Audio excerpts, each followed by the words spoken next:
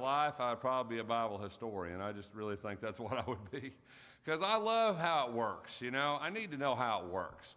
The Bible to me, the Bible to me is not just, it's a work of nonfiction, right? I mean, when you read the Bible, it's about real places and real people and real events and real time. And to me, all that has to make sense, you know. I just can't, I guess that's just how I'm built. You know, I need to understand them. And so in the Bible, there's a section of the Bible we hardly ever look at, the minor prophets, right? And the reason they're minor is because they're short. I mean, not because they're not important, it's because they're just short. So you have major prophets like Isaiah and Jeremiah and Ezekiel, and then you got all these minor prophets. And we never really look at them very much because it's, maybe we don't understand it, they're short, maybe it's boring to us.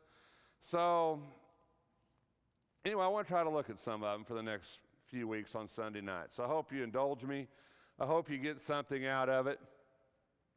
Obadiah is the shortest shortest minor prophet book in the Old Testament, shortest book in the Old Testament, I guess. It's just basically one chapter. And it deals with Edom and their influence over Judah. And there could be different time frames that it's actually involved in. And a lot of times when you look at that and people put that on a timeline of Obadiah, they put Obadiah like really, really early, because you got to remember we're in BC here, right? So 840 is earlier than, right? We're backwards. So most of the time that would put it like at Zechariah. But I really don't think that's right, and a lot of scholars don't think that's right. A lot of them place it around the destruction of Jerusalem by the Babylonians, and I kind of go with that time frame. And when you look at that, you kind of need to know, you know, we don't really know. Geography is not a strong suit. It's definitely not one of my strong suits. But, you know, when you start to look at this map of the Middle East, and this is, of course, an ancient map of the Middle East, and that's after they had possessed the promised land, right? And it had all been divided up among the 12 tribes. And we had the northern tribes of Israel up here, all the northern tribes. And then we had Judah, right? And right below that right here is the land of Edom. Okay, that's Edom right there. And so Edom kind of becomes a nemesis of Judah. At different times over the course of biblical history, Edom and Judah are at odds. That's kind of prophesied. And Edom and Judah fight each other a lot, but at other times there's kind of a truce between them. They're both Semites. We'll talk about that, Semitic speakers. They're both Semites. But there's two different captivities that happen, right? First one's the Assyrians in 722 BC. The Assyrians carry off the northern tribes of Israel, which is really everything but Judah and Benjamin, okay? And we don't really talk about Benjamin much. It's the smallest tribe, and it just kind of gets left out. But they carry off the 10 northern tribes. We call that the northern kingdom, or northern tribes of Israel. And we call them the lost tribes because we don't know where they ever wound up. But now that we have DNA, interestingly enough, they can kind of trace some of those tribes, and I'll show you that in a minute. So anyway, they're carried off, and the Assyrians carry off the northern tribes, and of course some of them stay, and that's what becomes the Samaritans, right? Is the Israel northern tribes and the Assyrians. That's where we get the Samaritans. But a lot of them are carried off, and they're carried off to this land, carried away. And we call them the lost tribes, never heard of again. And that's that top two bars here. They're carried off by the Assyrians. But of course, the Assyrian Empire is going to be taken over by the Babylonians. And the Babylonians, in about 587, 586 BC, they're going to carry off the Jews from Jerusalem. They're going to carry them off over here to Babylon. And they're going to stay over there for about 70 years. And then the Medes and the Persians are going to take over the Babylonian Empire. And the Medes, which is King Xerxes, that's the days of Esther, the Medes allow people to go back. And so the Jews will go back to Jerusalem, and they'll build what we call the second temple, because the first temple was destroyed. They'll build the second temple, which will be the temple at the time of Christ, although we call that Herod's temple because Herod renovated it. So, but it is that temple, and they'll rebuild that. Those are the days of Ezra and Nehemiah. and they'll rebuild that, and eventually, and that's another story for another day, and they'll come back. But that kind of gives you a little idea. So I think Obadiah comes in this carried off by the Babylonians, like 586 BC. They're carried off. Now, this is kind of a modern map of the Middle East now. And if you kind of look at that, you kind of see, of course, Jerusalem's really big here. Edom is really what we call modern-day Jordan, and actually Israel is a little bit of it right in here. That's where Edom was, and it's, like I say, mostly would be called Jordan today. But a lot of the 10 tribes that were carried off, they found their DNA way over here in India. So a lot of times for years they always said, well, they went to Europe. They were in Europe, became Europeans. But now we think a lot of that northern tribe actually wound up all the way over there in India. So that's just kind of for free. But that's kind of gives you a little idea of the time frame that we're in. But in the middle of this, right, we have Edom. And probably what you know about Edom, if you've ever seen pictures, is Petra. And I'll show you a picture of that, and you'll recognize it. Petra is that city in the rock, in the sandstone, and that's kind of what we see. But the Edomites didn't really build Petra. We'll talk about that in a minute, too. There's a lot of things to talk about this evening. That's Petra, and that's generally what you think of when you think of that land. And I show you that because it's real desert, it's real rocky, it's real hilly, it's real inaccessible, inhabitable, right? It's not really the best part of the world. Kind of bad. And we're going to talk about that a little bit. But that's Petra. And Petra was actually built by the Idumeans. But we'll talk about that in a minute. But that's kind of what we think of when we think, and that's part of Edom, okay? But who are the Edomites, right? Who are the Edomites? Well, you know, I think Obadiah, I think that because of verses 11 through 14, which is what this scholar says, the remarks made there can refer only to the period immediately after the Babylonian conquest of Jerusalem in 587. Since Edom's fall, which the fall of Edom was prophesied in the Bible by multiple prophets, because Edom was an enemy of Israel. And that happened about 500 BC, so I think this is probably between 587 and 500 BC. It makes more sense, and that's because of Obadiah 11. On the day you stood aloof, on the day that strangers carried off his wealth and foreigners entered his gate and cast lots for Jerusalem, you too were as one of them. Do not gloat over your brother's day. And they are brothers. We'll talk about that in a minute. The day of his misfortune, and do not rejoice over the sons of Judah in the day of their destruction. Yes, do not boast in the day of their distress. Do not enter the gate of my people in the day of their disaster. Yes, you. Do not gloat over their calamity in the day of their disaster, and do not loot their wealth on the day of their disaster. Do not stand at the fork of the road to cut down their fugitives, and do not imprison their survivors on the day of their distress. So it really fits the destruction of Jerusalem, because that's when people did enter Jerusalem and did carry off the wealth and the wealth of the temple, and the temple was destroyed and all that was carried away. So it really fits that time frame that this happens. And of course, Edom's right down to the south down there. And Edom and Judah had kind of made a pact, but apparently when Nebuchadnezzar, when the Babylonians came in, Edom was involved in that sacking of Jerusalem. They were involved in taking that wealth and involved in the distress of their brother. And so that's what Obadiah, that's what he's prophesizing about. In Genesis 25, it says, Isaac prayed to the Lord on behalf of his wife because she was barren. And the Lord answered, and Rebekah his wife conceived. But the children struggled together within her, and she said, If it is so, why then am I this way? So she went to inquire of the Lord. And the Lord said to her, 2 nations are in your womb, and 2 peoples will be separated from your body. And one people shall be stronger than the other, and the older shall serve the younger. When her days to be delivered were fulfilled, behold, there were twins in her womb. Now the first came forth, red all over like a hairy garment, and they named him Esau. Afterward his brother came forth with his hand holding on to Esau's heel, so his name was called Jacob. And Isaac was 60 years old when she gave birth to them. So the prophecy is that the older shall serve the younger, right? And they were twins. And Esau is hairy and manly and all these things. And he was called Jacob because the word Jacob means heel grabber. Jacob had a hold of Esau's heel. So he says the older will serve the younger, which is not how it should be. The older should get the blessing, right? But we know that that didn't happen because guess what? Jacob's going to steal Esau's blessing, going to steal his birthright, right? And Esau sold his birthright to Jacob for a bowl of stew. Remember that in that story? He said, I'm going to die, right?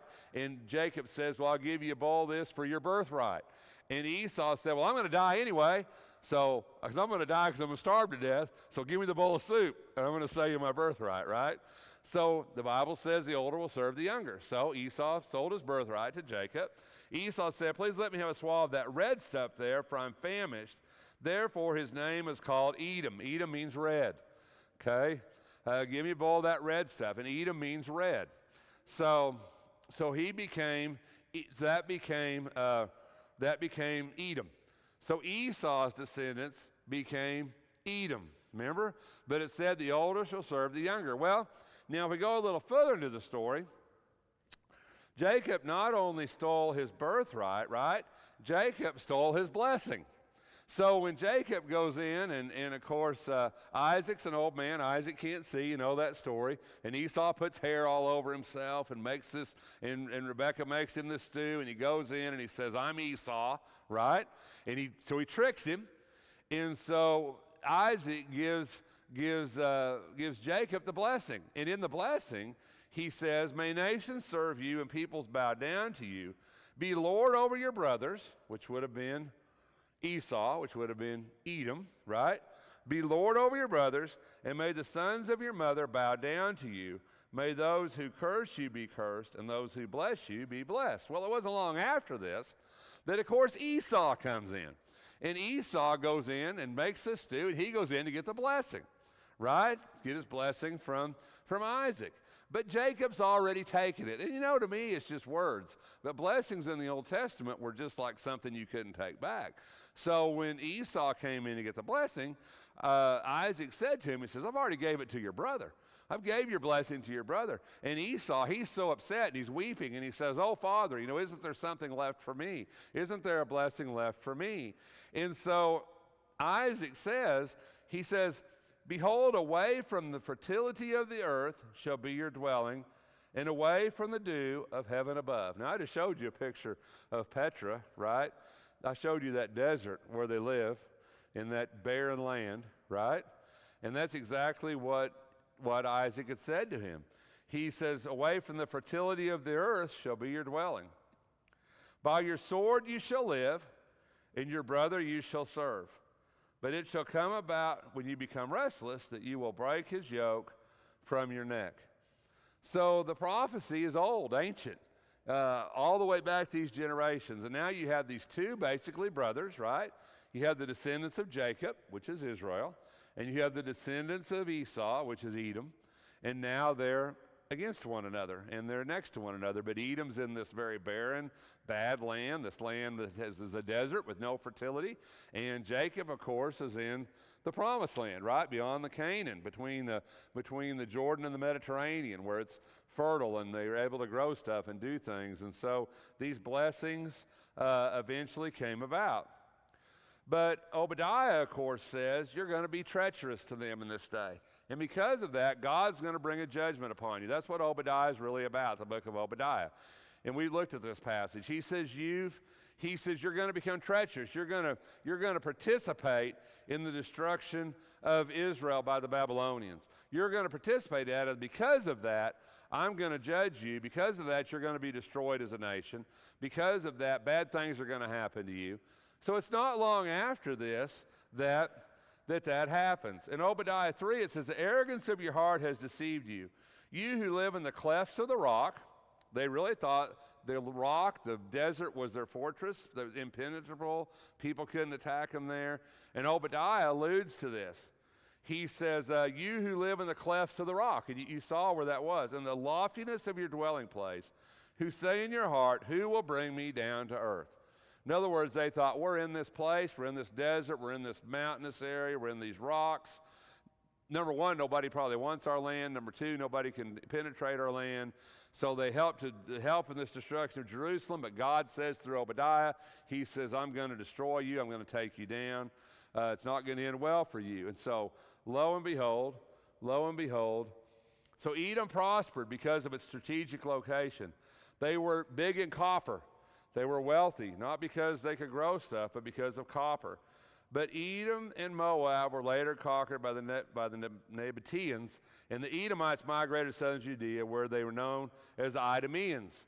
So eventually, these nomadic tribes are going to come in from the east, and they're going to come in and they're going to take the land of Edom, and because of that, they're going to drive them out of there, and they're going to become the Idumeans, which is what we hear about in the New Testament, the Idumeans, and they're going to be in the southern part of Judah, down there. I think I've got a map. There we go. And so they're driven. They were down here below the Sea of Galilee. Below the Dead Sea. They were down here in this area. But the Nabateans come in from this way. They're nomadic tribes. They conquered them. They drove them out. And they became the Idumeans. And they came, and the remnant of them dwelled up here. And in the New Testament, these are the Idumeans. And you say, well, why is that important? Why is all this important? Well, I'm going to get to that. I'm getting to that. So there's a reason. There's a reason this is important. So they become the Idumeans. So in the New Testament, when we're in those list of nations, it says they're called Idumea, or the Idumeans. And those are the remnants of Edom. Okay? And so, but Hyrcanus captured the Idumean cities of Hor and Marissa, and after subduing the Idumeans, he permitted them to remain in their country as long as they had themselves circumcised and willing to observe the laws of the Jews. This is from Josephus. And so he says, so he comes over and he takes over the Idumeans, and he says, all right, you can stay here. You can stay in your own land and everything, but you got to become Jews. This is important in the New Testament. I'm going to show you this in a minute. I'm getting there. Just stay with me. So he says you can stay in your land, you can stay in your cities, but the only way you can do that is if you convert to Judaism. So he says all your males have got to be circumcised. You got to convert to Judaism, and I'll let you stay in this region of the world, which is right down here below Judea. That's important, right? There's Jerusalem. Right? There's Jerusalem. So it's right down here, right by there. And so if you know your biblical history a little bit and you know this area of the world, you might know what's coming from there. I'm going to tell you if you don't know, so it's all right. So anyway, we got this going on. And so he says, and so out of attachment to the land of their fathers, who would have been Esau, the Edomites, it says they submitted to circumcision and to make their manner of life conform to all the respects to that of Jews. And from that time onward, they have continued to be Jews. So the Idumeans, who were originally the Edomites, now are Jews. Okay? And you say, well, Rex, why is that important? I'm getting there. So now we've got these people down here that are Jews. And the reason that's important is because Antipater I was an Idumean. And you say, well, Rex, I don't know who Antipater I was. Well, Antipater I was the father of Herod the Great. And because of that, Herod the Great, who took over, who lived where the Idumeans are, right down south, that was Herod the Great. Herod the Great came into power because because Antipater I, he rescued Caesar, the original Caesar, Julius Caesar. He rescued Caesar. And because of that, Caesar gave Antipas I the rule of this land. And so when Herod the Great came in, Herod the Great had rule of this land, which put it under Roman authority and Roman rule. And then when the wise men came to worship the new Christ, worship Christ the King, they came to who? Herod the Great, right? And it's because of Herod the Great that Jesus Christ fled into Egypt, and eventually Herod's sons, Herod Antipas and Herod Agrippa, those are the ones we see at the time of Christ, right? King Herod Antipas was king of Galilee, where Jesus was. All this happened because Obadiah said, listen, the Edomites are going to be destroyed, their land's going to be taken away, and it set up a stage, it set up what eventually is going to become the history behind Herod the Great and behind the birth of Jesus Christ and Herod the Great's role in that birth. It all fits together, doesn't it? Isn't it amazing? You know why I love Bible history? because it lets me look at the Bible and say, these are real people, these are real places, these are real events that actually happen, and all this fits together. And it just is astounding to me how it fits together. So in the New Testament, when you see Idumea, that's the remnants of Edom. I think it's Mark 4, I'm not sure, where you see that, that's the remnants of Edom. And so because of that, Herod the Great comes, and Herod the Great takes control of that part of the world and sets the stage for the birth of Jesus Christ, and eventually for the crucifixion of Jesus Christ under Roman rule. All of it starts a long time before it ever happens. It all starts back with two brothers, Esau and Jacob, and the stealing of a birthright and the stealing of a blessing and the inhabitant of a land, right? The promise of a land, all fits together. Anyway, I hope that you enjoyed this. I hope that you get something out of it. I love seeing how it all fits together. If we can help you in any way, won't you let it be known while we stand and sing.